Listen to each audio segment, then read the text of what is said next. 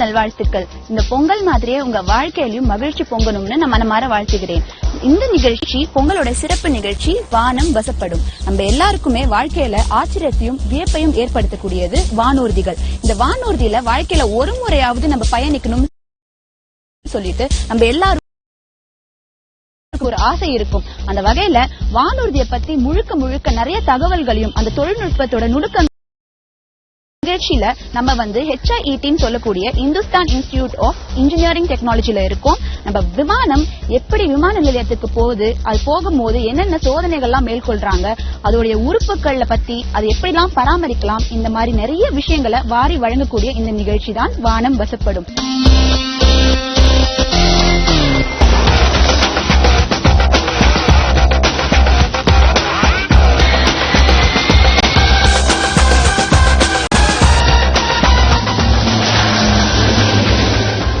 வானூர்தி பராமரிப்பு மையத்திற்கு பேரு தான் ஹேங்கர். அங்கதான் இப்ப நம்ம போயிட்டு இருக்கோம். அங்க என்னென்ன மாதிரி பராமரிக்கலாம். இப்ப நம்ம வானூர்தி பராமரிப்பு மையமான ஹேங்கர்ல இருக்கோம். இங்க எல்லா மாணவர்களும் ரொம்ப பரபரப்பா வேலை செஞ்சுட்டு இருக்காங்க. அது மட்டும் இல்லாம வானூர்தி சேவையோட முதன்மை பயிற்சியாளர் நம்மளோட இருக்காரு.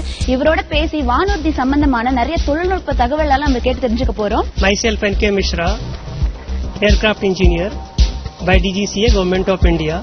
Right now I am working as chief instructor in HIET Chennai. ரொம்ப மகிழ்ச்சி. நீங்க ஒரு முதன்மை பயிற்சியாளரா இருக்கீங்க. சரி, இப்ப இந்த வானூர்தி சேவை நம்ம நாட்டுல எந்த அளவுக்கு முன்னேறி இருக்கு, மக்களுக்கு இந்த வானூர்தி சேவையை பத்தி எந்த அளவுக்கு தெரிஞ்சிருக்குன்னு சொல்லுங்க. As you know, aviation industry is growing very fast in India. As now around 500 transport aeroplane is there in India. And India's population around 125 crores of people. For that we need around 3,000 aeroplane. So Government of India and some private airlines has given order by 2022 India will have around 3,000 transport category aeroplane.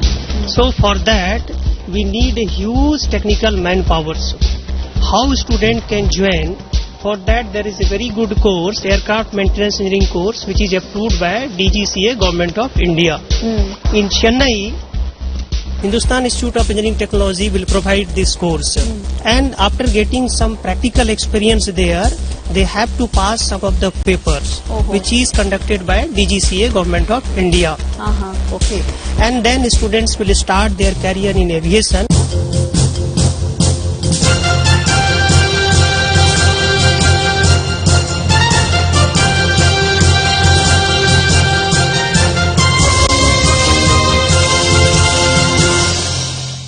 வணக்கம். இந்த மையத்துல நிறைய வானூர்திகள் அடுக்கி வச்சிருக்கீங்க. கண்டிப்பா வானூர்தினாலே ஒரு ஆச்சரியமும் வியப்பும் இருக்கும். ஏன் நேர்களுக்கு கூட நிறைய வானூர்திகளை பத்தி தெரிஞ்சுக்கணும்னு நல்ல ஆசை இருக்கும், தொழில்நுட்பம் சம்பந்தமாக. அதனால நீங்க இந்த வானூர்தியை பத்தி சொல்றீங்களா? இப்ப நீங்க பாத்தீங்கன்னா இங்க 3 வண்டி இருக்குமா. இந்த வண்டியோட பேரு செஸ்னா 152. இந்த வண்டியில பாத்தீங்கன்னா ஒரே ஒரு என்ஜின் தான் இருக்கும். சிங்கிள் இன்ஜின் ஏர்பிளேன், ஒரே ஒரு என்ஜின் தான் இருக்கும். Plus it has got its own wing. இந்த விங் என்ன சொல்லுவாங்கன்னா ஹை விங் அப்படின்னு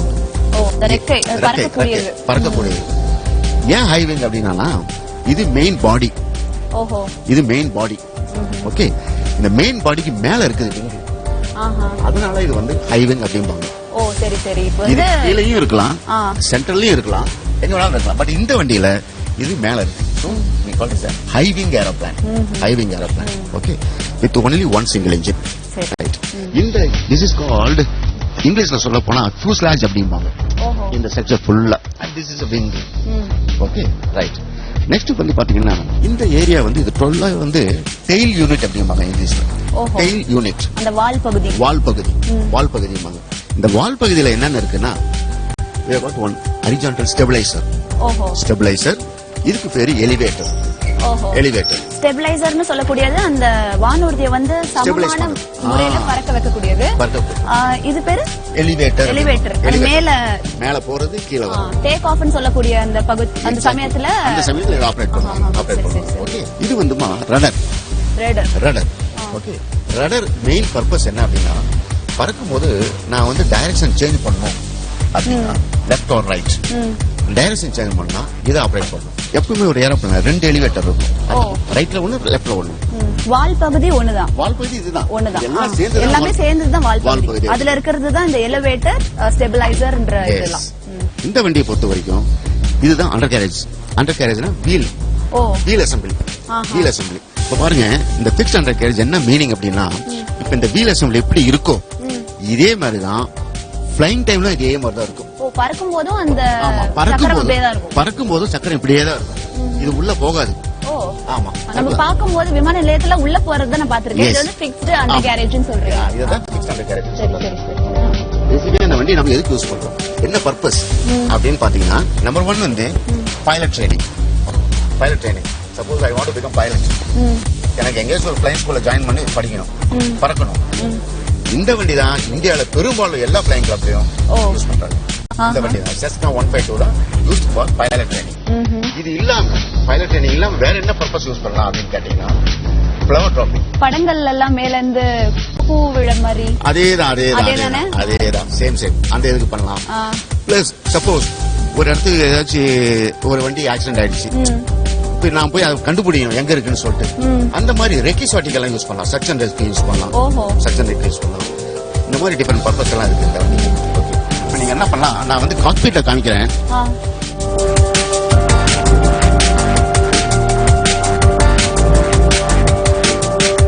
ரெண்டு கண்ட்ரோல் இருக்குமா, லெப்ட் ரைட், இடது பக்கம் வலது பக்கம் 2 கண்ட்ரோல் இருக்கு. இந்த கண்ட்ரோல் வச்சுதான் ஒரு பைலட் வந்து பறக்க முடியும் ஒரு வண்டியை. ஓகே, இப்ப பாருங்க, நான் இப்ப கண்ட்ரோலை என் பக்கமா இழுக்கிறேன், என்னுடைய பக்கமா. இப்படி பண்ணுனா ஏர்கிராஃப்ட் வந்து மேல போகும், கிளைம் ஆகும். இந்த நோஸ் மேல போயிடும், டெயில் கீழே வரும். இப்படி நான் பின்னால இழுத்தலாம். இப்ப இதே கண்ட்ரோலை நான் இப்படி முன்னால தள்ளனா நோஸ் கீழே போகும், டெயில் மேல வரும். That is for diving, dive பண்றது.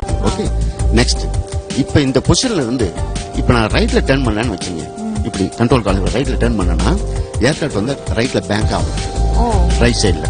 Same way for left side bank, லெஃப்ட்ல டர்ன் பண்ணா லெஃப்ட் சைடுல பேங்க் ஆகும். அதுக்குதான் இதை வச்சுதான் pilot is flying the aeroplane. Plus கீழே ரடர் பெடல் கீழே இருக்கும் காலு கிட்ட. அது எதுக்கு யூஸ் பண்றாங்கன்னா, டைரக்ஷன் சேஞ்ச் பண்றது. நான் ரைட்ல பிரஸ் பண்ணனா ஏரோப்ளேன் வந்து ரைட்ல டர்ன் ஆகும், லெஃப்ட்ல பிரஸ் பண்ணனா லெஃப்ட்ல டர்ன் ஆகும். நான் ஸ்டெடியா ஒரே டைரக்ஷன்ல போனோம்னா அது வந்து நியூட்ரல், ரெண்டும் ஒரே லெவல்ல இருக்கும். அதெல்லாம் கண்ட்ரோல்ஸ், இதுதான் மெயின் கண்ட்ரோல்ஸ். ஏரோப்ளேன் அதை வச்சுதான் ஓட்ட முடியும். இதுக்கு பறக்கும் போது எனக்கு தெரியணும் நான் எந்த ஹைட்ல பறக்கிறேன், எந்த ஸ்பீட்ல பறக்கிறேன், இதெல்லாம் எனக்கு இன்ஃபர்மேஷன் வரும். என் என்ஜின் எந்த ஆர்பிட்ல ஓடுது, என்ன பவர்ல இருக்கு, மத்த எல்லா சிஸ்டம் எல்லாம் ஒழுங்கா வேலை செய்தா, இதுக்கெல்லாம் தான் எனக்கு வந்து நிறைய இன்ஸ்ட்ருமெண்ட்ஸ் இருக்கு. ஏர் ஸ்பீட் இண்டிகேட்டர் இருக்கு, அல்டிமீட்டர் இருக்கு, சைரோ ஆரிஜன் இருக்கு, இதெல்லாம் இருக்கு. என்ஜின் ஆர்பிஎம் இருக்கு, ஆயில் பிரஷர் எல்லாம், லைக் எனி அதர் வெஹிக்கிள்ஸ் எல்லாம் இதுல இருக்கு. அப்ப இத வச்சு உங்களுக்கு வந்து அந்த தகவல் தெரியும், நீங்க எந்த உயரத்துல பறக்குறீங்க, ஆமா எந்த ஸ்பீட்ல நான் போறேன், வெதை ஏரோப்ளேன் வந்து ஒழுங்கா பறக்குதா இல்லையா, ஆட்டிடியூட் எல்லாம் ஒழுங்கா இருக்கா, அதெல்லாம் செக் பண்றது தான் இன்ஸ்ட்ருமெண்ட்ஸ். இப்போ வந்து இந்த செஸ்னா 152 வந்து எந்த வேகத்துல பறக்கும், அதோட முழு வேகம் எவ்வளவு? முழு வேகம்னு பாத்தீங்கன்னா 120 knots வரைக்கும் போலாம். கிட்டத்தட்ட ஒரு 200-220 கிலோமீட்டர் பரவும். 220 கிலோமீட்டர் அந்த அளவுக்கு போலாம். நெக்ஸ்ட் இப்ப நான் உங்களை வந்து ஹெலிகாப்டர் கூட்டு போறேன். ஹெலிகாப்டர் வானூர்தி பராமரிப்பு பற்றி நிறைய விஷயங்கள் பார்த்தோம், அதோட செயல்பாடுகள் பற்றி இன்னும் நிறைய விஷயங்கள் தெரிஞ்சுக்க போறோம் ஒரு சிறிய இடைவேளைக்கு பிறகு. இந்த வண்டியில அகைன் 2 செட் தான். ஆமா, இதுல வந்து பாடி இருக்கு, ஆனா இதுதான் ரெக்கை. இதுதான் ரெக்கை. இந்த வானூர்தி வந்து எவ்வளவு உயரத்துல பறக்கும்? 14,000 அடி வரைக்கும் போலாமா? 14,000 அடி. 14,000 அடி வரைக்கும் போலாம். அந்த அளவுக்கு போலாம். இந்த ஏர்கிராஃப்ட் பேரு டோர்னியர் 228-100. இது வெஸ்ட் ஜெர்மனியில மேனுஃபேக்சர் பண்ணிருக்கு. 19 பேர் இதுல யாத்திரை பண்ணலாம். 19 பேர் இதுல உட்காரலாம்.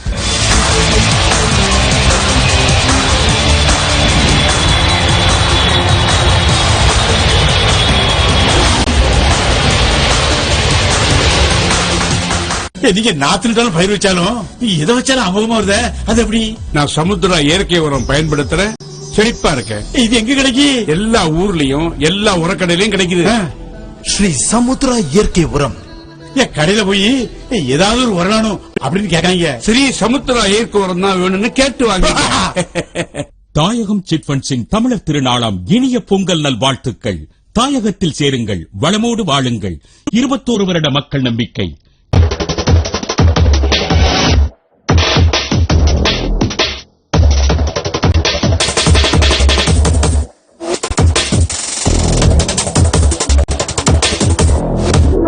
இது வந்து ராபின்சன் ஹெலிகாப்டர்.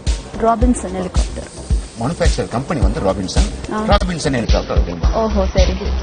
இந்த வண்டியில அகைன் 2 சீட் தான். ஆமா. இதுல வந்து பாடி இருக்கு, ஆனா இதுதாமா ரெக்கை. ஓ, இதுதான் ரெக்கை. ஓகே, இதுக்கு நாம சொல்லலாம் சுற்றும் ரெக்கை, சுற்றும் ரெக்கை வானூர்தி எப்படி வேணா சொல்லிக்கலாம். இங்கிலீஷ்ல ஹெலிகாப்டர். சரி. ஓகே, இந்த ரெக்கை என்ன பண்ணுவாங்க, அங்க அட்டாச் பண்ணிடுவாங்க. ஓஹோ, அதுல அட்டாச் பண்ணுவாங்க. அதுதான் மெயின் ரோட்டர் ஷாஃப்ட் அப்படிம்பாங்க. Main rotor shaft.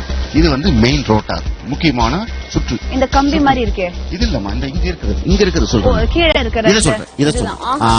தனியா வச்சிருக்கீங்க. ஆமா, தனியா கழட்டி வச்சிருக்கோம். ஏன்னா என்ஜின் ரன் பண்ணும்போது அதை வச்சு நம்ம ரன் பண்ண கூடாது. அதை வச்சு அது only pilot can do that. இந்த ஹெலிகாப்டர் மேல போகணும் இல்லையா, அந்த அளவுக்கு அந்த லிப்டிங் ஃபோர்ஸ் வந்து அதுதான் ப்ரொடியூஸ் பண்ணுது. அதுல வந்து உங்களுக்கு ரெக்க வந்து பர்மனண்டா பிக்ஸ் பண்ணிருக்காங்க. இதுல வந்து ரெக்க வந்து சுத்தும்.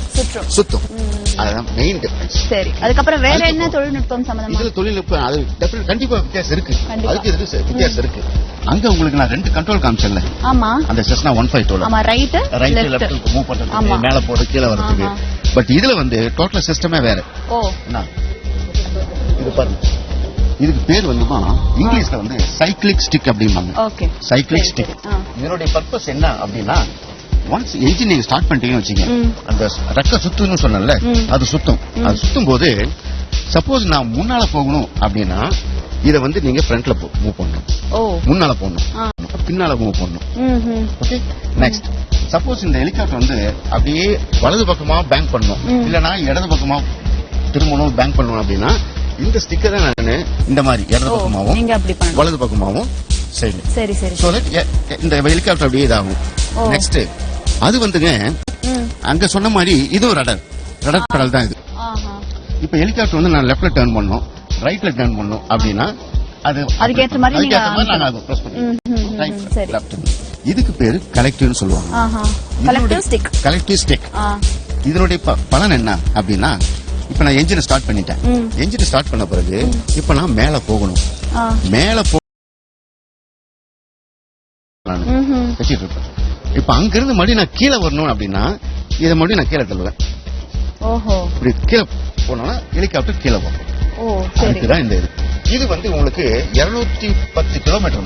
210 கிலோமீட்டர். அந்த வானூர்தி 220 சொன்னீங்க, இது 210.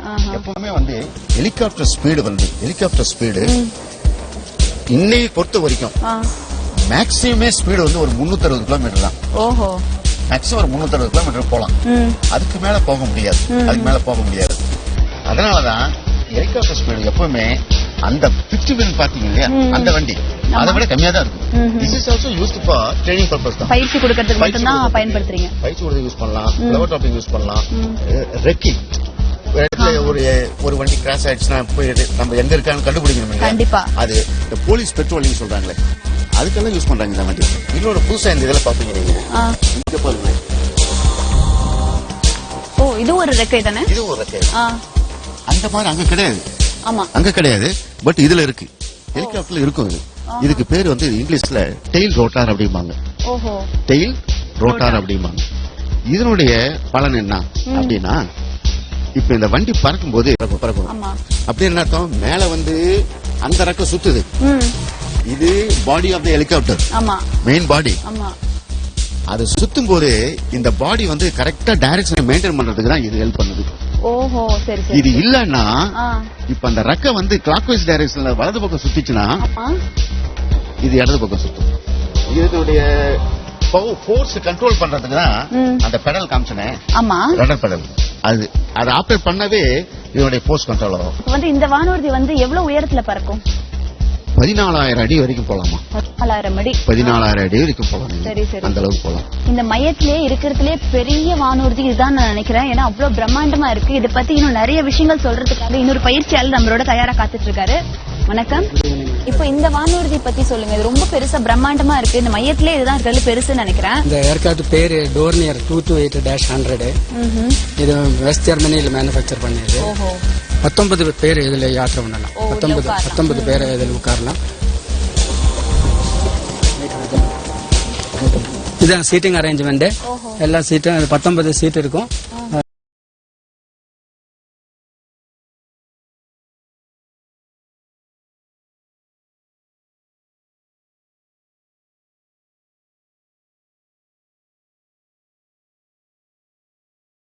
இது டோர் அப்படியே ஜஸ்ட் கீழே விழும்.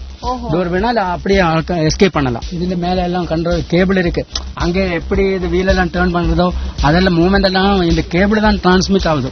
ஓஹோ சரி சரி. மெயின்லி இது லக்கேஜ் கம்பார்ட்மெண்ட். இந்த சைடு இது டெயில் கம்பார்ட்மெண்ட். அது அங்க தான் எல்லாம் கம்யூனிகேஷன் சிஸ்டம் இன்ஸ்ட்ருமெண்ட் எல்லாம் அங்க தான் ஸ்டோர் பண்ணிருக்கு. VHF, HF, distance measuring instrument. VHFனாக்கா very high frequency for talking. that pilot control air traffic control office மாதிரி பந்தப்படுறதுக்கு இந்த இன்ஸ்ட்ருமெண்ட் எல்லாம் இங்கே தான் இருக்கு. எல்லாம் கம்யூனிகேஷன் சிஸ்டம். இது டிராவல் பேசஞ்சர்ஸ் இந்த லக்கேஜ் எல்லாம் இங்கே வச்சு இது இந்த டோர் இதுதான் இந்த டோர் க்ளோஸ் பண்ணி வயர் லாக் ஆகும். இந்த ஏரோப்ளேன் தான் இப்போ ரீசெண்டாக வந்து நமக்கு கடலூருக்கும் நாகப்பட்டினத்துக்கு நடுவில் வந்து கீழே வந்து கடலுக்குள்ள அடியில் போன விமானமே தான் இது.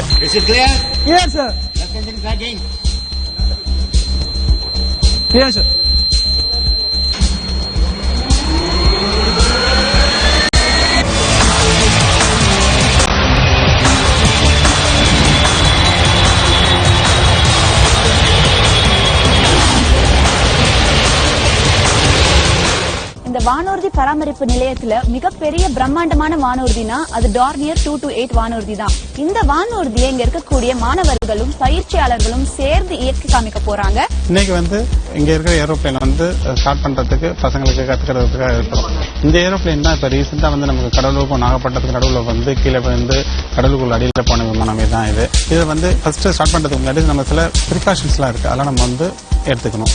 இதில் என்னன்னா வந்து அந்த ஃபர்ஸ்ட் வந்து இதில் உள்ள எல்லாமே வந்து பிளாங்கிங்ஸ் சொல்லுவோம். இதில் வந்து ஏர்கிராஃப்ட் இன்ஜினில் உள்ள பிளாங்கிங் அதெல்லாம் ரிமூவ் பண்ணிடணும். அப்புறம் வந்து இந்த விசிறியை சுற்றி இருக்கிற போது யாருமே வந்து பக்கத்தில் வந்து எனி ஸ்டூடெண்ட்ஸோ யாருமே வந்து பக்கத்தில் இருக்கக்கூடாது. ஏன்னா இது வந்து ரொம்ப டேஞ்சரஸ். லெஃப்ட் பக்கம் ரைட்டு பக்கம்னு சொல்லிட்டு நம்ம வந்து ஸ்டூடெண்ட்ஸை வந்து நிறுத்தி வச்சுக்குவோம். இது மாதிரி தான் வந்து சிவில் ஏரோப்ளைன்லேயும் சிவில் டார்மேக் இதுலேயும் வந்துட்டு ஏரோட்ராம்லேயும் வந்துட்டு ஏரோப்ளைன்லாம் ஸ்டார்ட் பண்ணுவாங்க.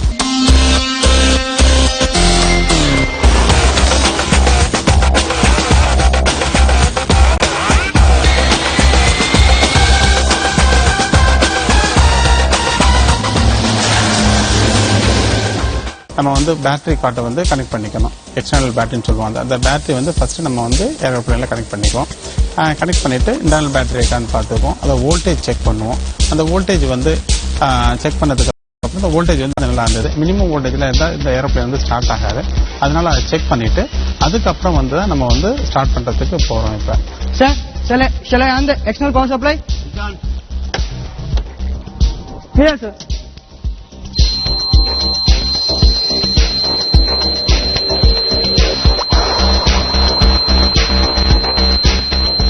Is it clear? Here sir. Left engine tracking. Here sir.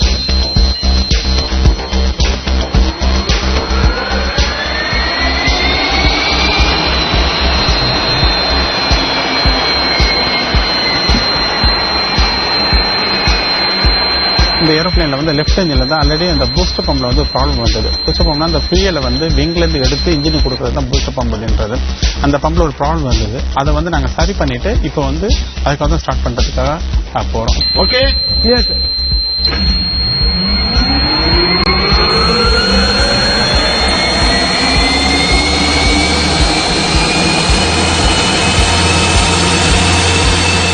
இந்த இன்ஜின் வந்து ஸ்டார்ட் ஆயிடுது. ஸ்டார்ட் ஆகும்போது இதோட வந்து பர்ஃபார்மன்ஸ் வந்து ரொம்ப கிளியரா இருக்கு. வோல்டேஜ் நல்லா இருக்குது. இன்ஜின் வந்து நல்லா ஸ்டார்ட் ஆயிடுச்சு. அடுத்த இன்ஜினை ஸ்டார்ட் பண்றதுக்கு வந்து எல்லாம் ட்ரை பண்றோம். அப்படி ஸ்டார்ட் பண்ணும்போது தான் அந்த ஸ்டார்போர்ட் இன்ஜினுக்கு திரும்ப வரோம். நம்ம ஸ்டார்போர்ட் திரும்ப வந்துட்டு அதே எலக்ட்ரிக்கல் கனெக்ஷன்ஸ் எல்லாம் கொடுத்துட்டு எக்ஸ்டர்னல் கனெக்ஷன் கொடுத்துட்டு நம்ம வந்து ஸ்டார்டிங் வந்து இது பண்றோம். அந்த மாதிரி ஸ்டார்ட் பண்ணும்போது அந்த ஸ்டார்போர்ட் இன்ஜின், அதான் ஸ்டார்போர்ட் ரைட் இன்ஜின் சொல்லுவாங்க, அந்த ரைட் இன்ஜின் வந்து நமக்கு வந்து ஸ்டார்ட் ஆகல. Clear, sir. Yes, sir.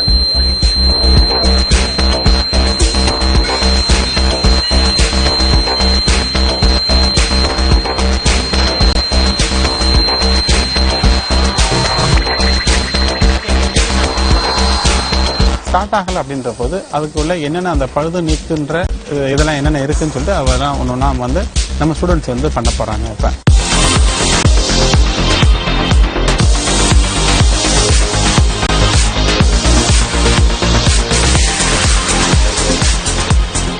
மேலே ஏறி இன்ஜினை செக் பண்ணுறதுக்காக லேட்டர் வந்து பொசிஷன் பண்ணுறாங்க. பொசிஷன் பண்ணிவிட்டு அதுக்கு முன்னாடி இன்ஜினோட கவுலிங்கை வந்து ஓப்பன் பண்ணிட்டாங்க. ஓப்பன் பண்ணிவிட்டு இப்போ வந்து நம்ம வந்து உள்ள ஒன்று பார்க்குறோம். இப்போ அப்படி பார்க்கும்போது ஃபர்ஸ்ட்டு நம்ம வந்து சஸ்பெக்ட் பண்ணுறது வந்து ஸ்டார்டர் ஜென்ரேட்டர். ஸ்டார்டர் ஜென்ரேட்டர் வந்து அதுதான் வந்து எலக்ட்ரிக்கல் சப்ளை வந்து இன்ஜினுக்கு கொடுத்து ஸ்டார்ட் பண்ண பார்க்குது.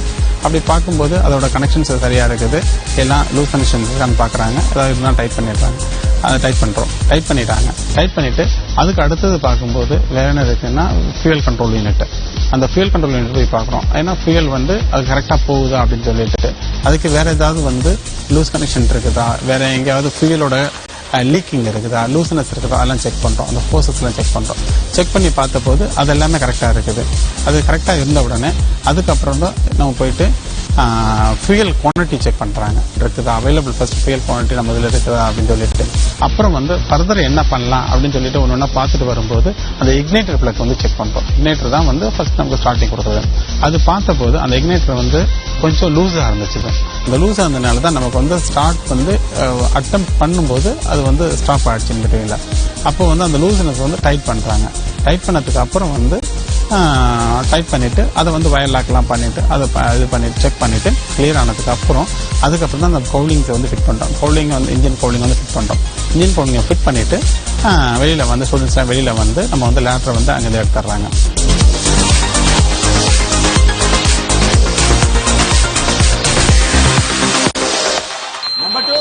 Number 2, clear, sir.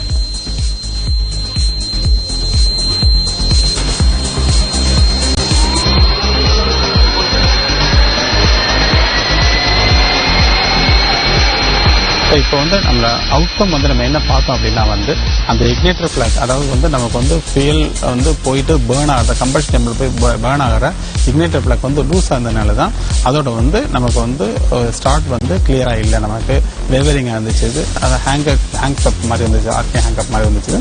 அதை வந்து அவாய்ட் பண்ணதுக்கு டைப் பண்ணதுக்கு அப்புறம் வந்து நமக்கு இப்போ ஸ்டார்ட் வந்து கிளியர் ஆகிடுச்சு. ஸோ இப்போ இந்த இன்ஜின் வந்து ரெண்டு இன்ஜினுமே ஸ்டார்ட் ஆயிடுச்சு. டிஃபெக்டை வந்து கிளாரிஃபை பண்ணிட்டோம். இந்த கல்லூரியோட செயல் அதிகாரி தீபா நம்மளோட இருக்காங்க. அவங்க கிட்ட வானூர்தியோட சேவை பற்றி நிறைய விஷயங்கள் கிட்ட தெரிஞ்சுக்கலாம். வணக்கம். வணக்கம் madam. HIT Hindustan Institute of Engineering Technology was established in 1966 and we offer BSc courses for AME students. I would like to thank Makkal TV especially எங்களுக்கு இந்த சான்ஸ் கொடுத்ததுக்கு, மக்களுக்கு எல்லாம் தெரிய வைக்கிறதுக்கு ரொம்ப நன்றி. and I wish everyone a happy Pongal. Thank you.